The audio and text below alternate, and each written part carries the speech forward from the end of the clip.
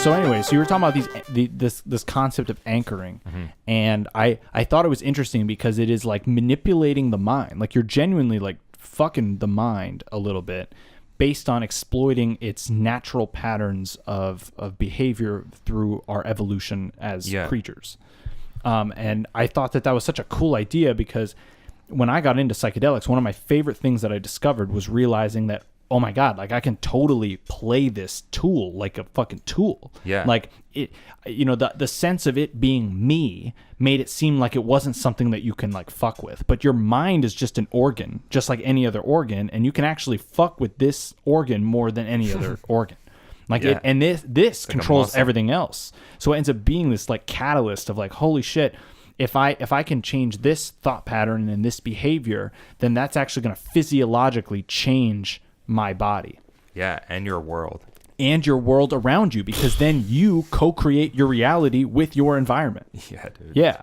So that was one of my most profound things that I learned from my first acid experience, and I felt like you had such a similar one, and you like reinvigorated my remembering of that lesson, because that lesson after a while became how I just naturally did things. That it became unconscious, which is good. It's good that I got it to the point of being unconscious, but every once in a while you need to almost remind yourself of that magic, because sometimes you'll even though you'll be unconsciously doing that in a lot of things, there are going to be other things that you're not doing it because you're no longer consciously thinking about it.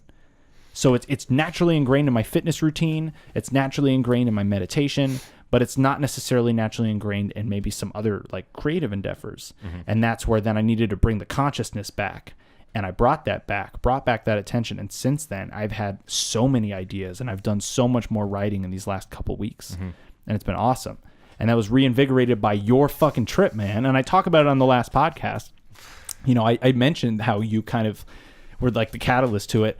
And then you told me that I was the catalyst to fucking your trip, which I think is hilarious. So and that right there proves the concept of the fucking feedback loop and how your environment can help reinforce certain things when you are consciously altering the environment to then reinforce those things. Yeah, dude. Like seriously, like, you know, it's cool how you said it. You know, you're like, I don't think it's almost like a dangerous thing to do when you're talking about like, you know, like breaking old patterns and like disabling old anchored associations to things or events or whatever. And like, I don't think it's like a dangerous mind fuck. I think it's more of like, no, it's like, not dangerous. Yeah, I think it's okay. I might have misunderstood what you meant by that. Like, mind fucking yourself. I don't think it's dangerous. I'm saying it's funny how you're exploiting this just genetic thing that like that's just how our brain evolved. Well, it's like we're exploiting everything. Like when we're like walking on the street, you know, like you're exploiting this ground right now. So it's like we're literally like deliberately arranging things all the time, or arranging ourselves, you know, like in the middle of other things, in relation to other things. So it's like, I think it's amazing. Like, I think it's incredibly empowering when you say that you can actually like fuck with this thing and deliberately arrange it in such a way that it'll produce like the results you want. Yeah, seriously. Yeah, like literally like set an intention. This is what I want. And you can then begin, it takes a while, but you can begin to reprogram your brain. And I think... Yeah, your mind will grow, you know, massively.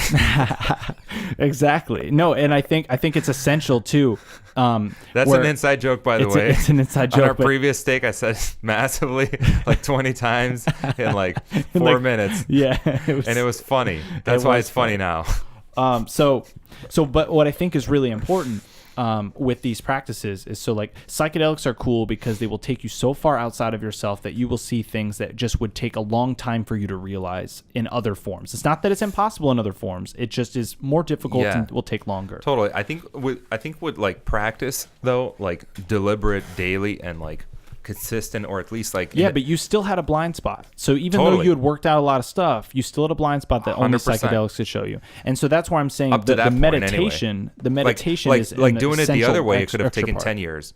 Yeah, you know? No, for sure. Or maybe a lot more failures. And I love failures. Like, I learned so much shit from failures. I look for that shit all the time. For sure. But like, yeah, totally. Like, I think it was just like a cool, you know, it's like a extra speed up button. It is. It's a speed up. And then the meditation's essential for keeping the stability. Yeah. In order to maintain the foundation of this, you can't just build the roof. You know, you can know where the roof is going, but it's important to then build the foundation and build up the levels to the house. True.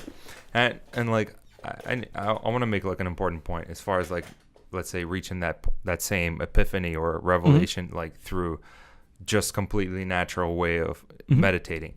I think I wouldn't say that like it would be impossible to reach those places. Yeah, like I think it always depends on a person. Yeah, it could be difficult, or if the person like is already arranged themselves, or by accident or deliberately arranged their mind in such a way that they go through it faster. Like it could be different for everybody, and the intensity with which a person has to, I think, like, you know, make themselves kind of kick themselves in the ass to like go, you know, sit and clear their mind so they can become aware of what was in there. You know what I mean? Like it could be a different process for everybody, but I feel like there's like a huge like commonality with everybody. Like it brings huge clarity. Yeah, and definitely. And then I almost said massively. That's why I'm laughing. Oh man, I love empowering words.